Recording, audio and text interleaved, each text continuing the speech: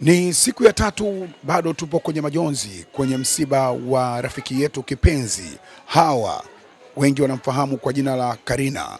Na hapa nataka nizungumze na mmoja kati ya ndugu zake wa karibu kabisa, anaitwa Shamimu Kani, ambaye ana mengi ya kuyazungumza hapa, lakini sina budi kuwashukuru Wawalito Collection ambao wanapatikana Sinza Mugabe. Hawa ni wauzaji wa nguo za kike za aina zote kwa gharama nafuu, unaweza ukafika dukani kwao. Nyuma ya kamera kwa sasa yuko Zakaria na mimi naitwa Gabi Mtanzania. Twende kwenye mahojiano. Kwa jina naitwa Shamimi Samhamed. Wewe na marehemu Hawa mlikuwa mpoje? Mimi na marehemu Hawa ni bibi ananiita Hawa, ananiita mimi kama mama mkwe. Yeye mtoto wa dadangu, ameolewa na kaka yake Hawa mkubwa. Ni mwanzo wa kuanza kufahamiana naye moja kwa moja direct Hawa. Enzi za maisha yake ilikuwaje? Nakumbuka siku ya kwanza kabisa wa kuanza kufahamiana na Hawa ilikuwa Mwananyamala. Siku ya ndoa wakati nafungwa ya mtoto wa dadangu na kaka yake Hawa alikuwa anaishi Mwanza, alikuwa Mwanza kipindi hicho. Hiyo siku nakumbuka tulipokuwa kwenye chumba kile, unajua kuna sehemu kama bibi harusi anakuwa anakaa chumbani, wengine wanakaa sitting room. Tulikuwa chumbani. Nakumbuka alipiga video call. Ndo siku ya kwanza kumuona. Hawa alikuwa anamuona kwenye mitandao kama hivi nini. Lakini sasa ndo siku nikamuona kwenye video call, kwa tunapiga story pale. Vipi jamani, wazima? Tunaambia wazima. Harusi inaendaje? Tulikuwa tunaambia harusi inaenda vizuri. Basi maongezi ndio yalikuwa kama hayo. Na taarifa zake za kuanza kuumwa ilikuwaje? Taarifa za kuanza kuumwa Hawa, yani kwa tunamuona tupanye nyumbani. Anaumwa, nimefika pale, ananiambia Shamim naumwa.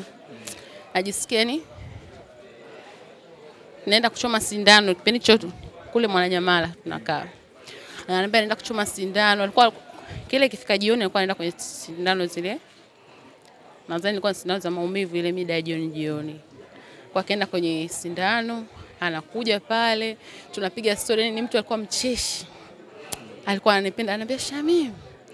Shamim nakupenda sana Shamim. Na mimi namtania, ananiambia Hawa, sisi wazima tunaonekana kama hivi, lakini wewe mgonjwa unaonekana mzuri, umependeza, yani anazidi kung'aa mashallah, Mwenyezi Mungu alimjalia nuru. Ila Hawa alikuwa mkarimu sana. Alikuwa na roho nzuri. Kila siku wao unamkuta ni ana smile, Hawa anacheka, anafurahi. Na alikuwa mgonjwa, alikuwa anapenda sana kupika pilau. Kama kuna siku moja akapika pilau pale Mwananyamala. Nikamwambia au jisikie vibaya, yuko ameshika tumbo hivi. Hamna, niko vizuri tu. Nikamwambia ujisikie vibaya, niko vizuri. Na anapika pilau nzuri mashallah. Na alikuwa mpishi, alikuwa anapenda sana kupika. Na alikuwa ananipenda sana. Na mara ya mwisho nakumbuka tulikuwa kwenye 40 ya mtoto. Kigamboni kaja pale. Kananiambia Shamim ananitania, nikakumbatiana naye sana, tulikuwa tunacheka pale nini. Kananiambia Shamim, yani hichi ndio kitu ambacho nakumbuka sana. Ananiambia Shamim, nimependa hichi kipini cha puani. Nikamwambia basi ninacho kipo kingine kwenye pochi cha akiba, nikampa. Akaniambia hapana, nataka vingine. Akaniambia, nikamwambia sasa mimi nitakununulia dozen nzima. Akasema sawa, tukakumbatiana, akafurahi sana. Yani kipini tu yani cha puani. Akawa amefurahi sana. Nikamwambia basi nitakuletea dozen nzima. Basi ndio hivyo, tukakaa pale, ndio ilikuwa kama vitu tunaagana. Akaondoka. Pole sana. Na amefanywa upasuaji mara nyingi, na hii ilikuwa ni operation ya upasuaji wa 25 ambao watu wengi walikuwa naamini kwamba huenda Mwenyezi Mungu akambariki na akarudi salama. Wewe unakumbuka upasuaji gani ambao kwako ilikuwa ngumu, na kama ulikuwa unazungumza naye ulikuwa ukimtia moyo, lakini kwa jinsi ambavyo ulikuwa ukimuona labda ulikuwa kuna mashaka na vitu kama hivyo? Yani kiukweli kutokana na matatizo ya Hawa, yani mimi nilishakuwa na ile imani, wallahi, na Mwenyezi Mungu anasikia. Nilishakuwa na ile imani kwamba Hawa ni yuko strong. Na mimi nilikuwa na imani yani hili tatizo, kwa sababu Hawa kashapita kwenye operation nyingi na zenye mateso, kashapitia maumivu mengi makali. Mimi nilikuwa na imani kabisa yani Hawa atasurvive, na nilikuwa na imani kabisa yani Hawa atapona, kwa sababu ukiangalia feedback ya nyuma, zile operation alizopitia mpaka kufika sasa hivi nilisema huyu basi Mwenyezi Mungu lazima tu atamvusha. Mimi nilikuwa na imani hiyo sana. Lakini inna lillahi wa inna ilaihi rajiun, sisi tumempenda ila Mwenyezi Mungu kampenda zaidi. Mbele yake nyuma yetu. Na wakati tayari amefanya operation ya 25 akiwa India, kama ulipata bahati ya kuzungumza naye, ulizungumza naye nini? Kwa kweli mara ya mwisho sijapata bahati ya kuzungumza naye, ila mimi nakumbuka ni ile siku ambayo ndio walikuwa wananiambia kipini. Mimi nilikuwa maana yake nimeshashtukizia, maana yake mimi nilikuwa sipo, nimesafiri. Wakati nakuja ndio nasikia kwamba hao kasha enda India. Ile nilisubiria haje ndio nje nimwangalie sasa. Nilikuwa sijataka kumsumbua kule, nikajua yuko kwenye matibabu, pengine iko na madokta nini si unajua. Ila mimi nilikuwa namsubiria tu kwa hamu, na alikuwa ananipenda. Yaani akiniona tu Shamimu wangu, Shamimu. Yaani alikuwa anapenda, yaani akiniona tu anamsifia, na anapenda sana kunisifia. Yaani kiukweli nilipata pigo kubwa. Yule ndio mtu wangu ambaye alikuwa anapenda sana kunisifia. Yaani akiniona hivi Shamimu lazima anisifie. Yaani atakuwa chochote tu. Ndio hivyo yani. Na vipi sasa taarifa ya msiba wenyewe ilivyokufikia? Ilikuwaje kwa upande wako? Taarifa ya msiba ilivyonifikia, pata majonzi makubwa sana. Nakumbuka nilikuwa niko nyumbani Kariakoo. Kwa nimeenda kwenye shughuli zangu, nikarudi pale, nimerudi ndo napigiwa simu. Niko mida kama saa 7 mchana. Kanaambia hawa amefariki. Nikasema, nikamwambia unasemaje kwanza? Kanaambia yeye hawa amefariki. Yaani nilichanganyikiwa pale kwanza. Nilianza kulia, hata walikuwa pale nyumbani wakawa wananibembeleza. Nibembeleza nyamaza. Nini kama nilichanganyikiwa, nilikuwa nashika hichi na acha, anashika kitu hichi na acha. Yaani nilikuwa sieleweki. Yaani nilikuwa kama mpaka wakati nafika hapa nilikuwa naambia ndugu yangu na dada yangu mkubwa anaitwa Lela, yule kama nimeona nimekaa naye pale. Namwambia Lela, nasikia kama nasikia kama sinaga asili ya pressure, lakini nahisi kama mwili una joto kali, nasikia kama mwili unachemka.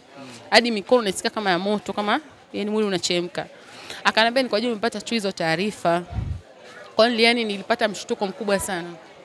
Kifo cha Hawa, ndugu yangu Hawa. Yaani nampenda sana. Mwenyezi Mungu mimi zangu ni dua tu. Na bas. Na nimeona ukaribu wako na mama mzazi wa Hawa. Kama umepata bahati ya kuzungumza naye, anasemaje kipindi hiki kigumu anachopitia mama huyu kwa kumpoteza mtoto wake mpendwa kabisa? Huwezi kuamini, cha kwanza unajua mama yetu ni mtu wa ibada sana. Mtu wa ibada. Unaona kama pale muda wote anafanya zikri, anamuomba Mwenyezi Mungu, ni mtu wa ibada sana. Kwa hiyo na imani Mwenyezi Mungu kampa nguvu kubwa ya subra. Unajua katika matatizo makubwa, subra ni kitu ambacho kinahitajika sana. Yaani ana subra kwa ajili ya ibada. Mimi nilikuwa nalia, yeye ndo ananibembeleza, anasema tumwachie Mwenyezi Mungu. Mimi ndo nilikuwa nalia, sasa yeye ndo ananibembeleza. Kwa hiyo ni kiasi gani Mwenyezi Mungu kampa ile subra, yaani kampa. Mwenyezi Mungu anajua kabisa iko kwenye mtihani mkubwa, na pia akampa nguvu the same time. Neno lako kwa ndugu, jamaa na marafiki kwa ajili ya mama mzazi wa Hawa ni lipi kipindi hichi anachopitia magumu mengi kwa kumpoteza binti yake huyu mrembo, na anasema alikuwa akimpenda sana? Mimi neno langu ni moja tu. Kama tunavyoona mama akapotelewa na kipenzi chake. Hawa alikuwa ni favorite daughter wake, yani alikuwa ni kipenzi chake yani. Kwa hiyo mimi nachowashauri tu sisi ndugu, jamaa, marafiki, fans zake, rafiki zake, wote tusimwache mama. Tunakuja mara kwa mara kumwangalia, kumtembelea. Yaani kwa kifupi sasa hivi anahitaji ukaribu wa watu zaidi kuliko mwanzo. Kwa hiyo ni kumjali tu, yani tusimwache, tuone karibu chochote kinachotokea, ni tusimwache ili kumwepushia ule upweke alikuwa nao. Neno lako la mwisho? Neno langu la mwisho tu ni Mwenyezi Mungu amweke mahali pema peponi ndugu yetu Hawa. Inshallah, amweke mahali pema peponi, na sisi tutamrehemu kila siku inshallah kwa uwezo wa Allah. Hivyo tu. Ili kuwa mwanafamilia bora wa Global TV, usisahau kusubscribe, like, kushare na kucomment. Baada ya kusubscribe, bonyeza alama ya kengele ili kupata taarifa kwa kila video inayopanda Global TV Online.